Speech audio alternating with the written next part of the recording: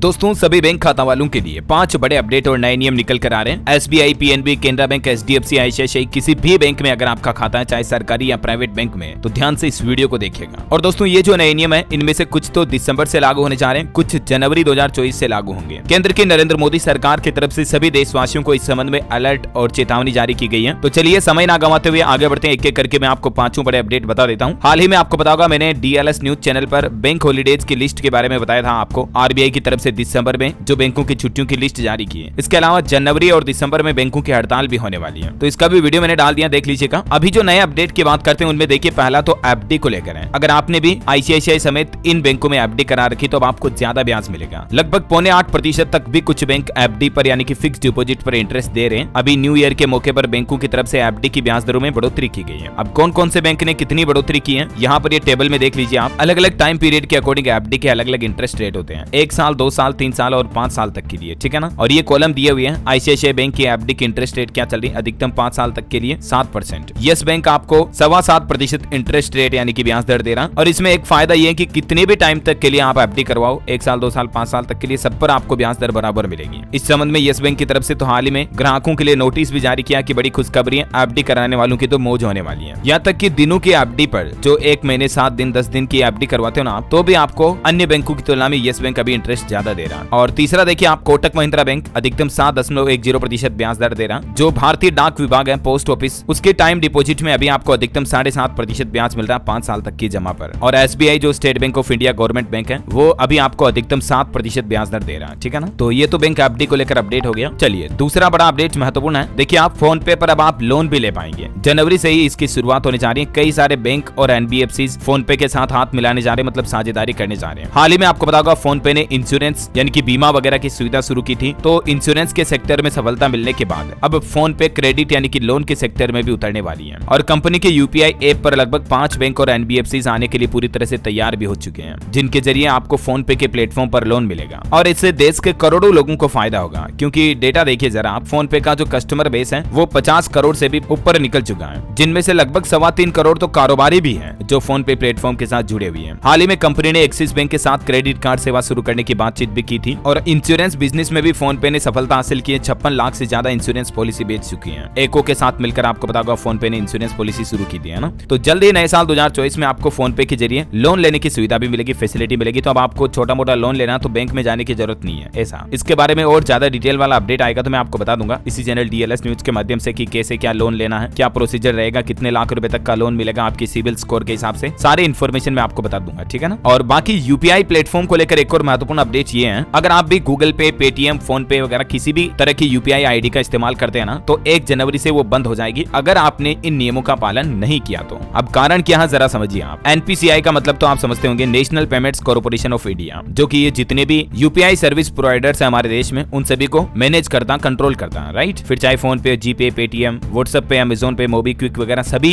NPCI के under ही regulate होते हैं। तो इन सभी को एनपीसीआई ने ऑर्डर जारी किया और कहा कि ऐसे कस्टमर यानी ऐसे ग्राहक जो 1 साल तक के टाइम पीरियड में अगर कोई ट्रांजेक्शन नहीं कर रहे हैं अपनी यूपीआई से, कोई लेन देन नहीं कर रहे हैं, कोई बिल जमा नहीं कर रहे हैं, 1 रुपया भी ट्रांजेक्शन का नहीं कर रहे हैं अगर, तो फिर 31 दिसंबर 2023 तक का समय दिया एनपीसीआई ने। उसके बाद ऐसी सभी यूपीआई आईडी को बंद कर दिया जाएगा। फिर चाहे फोन पे हो, गूगल पे हो, क्रेड हो, किसी भी तरह की यूपीआई आईडी हो आपकी, 1 साल तक अगर आपने इस्तेमाल नहीं की तो वो यूपीआई आईडी बंद हो जाएगी। फिर आपको वापस चालू करनी है तो उसे वापस रीएक्टिवेट करवाना पड़ेगा, ठीक है ना। तो आप छोटा मोटा ट्रांजेक्शन कर लें, चाहे 1-2 रुपया, 10 रुपया, 5 रुपए का ही, तो आपकी यूपीआई आईडी चालू रह जाएगी। ये बात जरूर ध्यान रखिएगा, ओके। और बाकी दोस्तों दिसंबर में तो काफी बैंकों की छुट्टियां रहने वाली हैं। इसके अलावा जनवरी और दिसंबर में बैंकों की हड़ताल भी होगी। कई सारे कर्मचारी बैंक हड़ताल पर जा रहे हैं। इसके चलते दिसंबर जनवरी में लगभग 13-14 दिन की हड़ताल होगी और बाकी अलग त्योहारों की छुट्टियां रहेगी वो अलग से। तो इसका डिटेल वीडियो मैंने डीएलएस न्यूज के ऊपर डाल दिया, आप जाकर देख लीजिएगा, क्योंकि अभी मैं आपको यहाँ पर बताऊंगा बहुत ज्यादा समय वेस्ट हो जाएगा, है ना। तो दोस्तों बैंक खाता वालों के लिए ये 4-5 बड़े महत्वपूर्ण update, new rules and regulations, उम्मीद है आपको जरूर जानने मिले होंगे। इस वीडियो को लाइक और शेयर करना, और भी आपके मन में कोई सवाल है, क्वेश्चन है तो कमेंट करके पूछेगा मुझे। और बाकी डीएलएस न्यूज चैनल को सब्सक्राइब करके बेल आइकन जरूर दबा दीजिएगा ऐसे इन्फॉर्मेटिव जानकारियां देखते रहने के लिए। जय हिंद, जय भारत, वंदे मातरम।